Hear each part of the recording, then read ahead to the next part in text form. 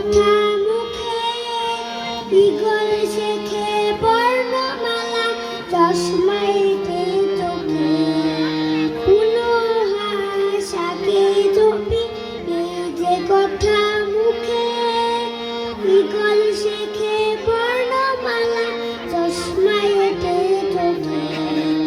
অবাক হয়ে চুপ থাকে সে মন ভোলা অবাক হয়ে চুপ থাকে সে মন ভোলা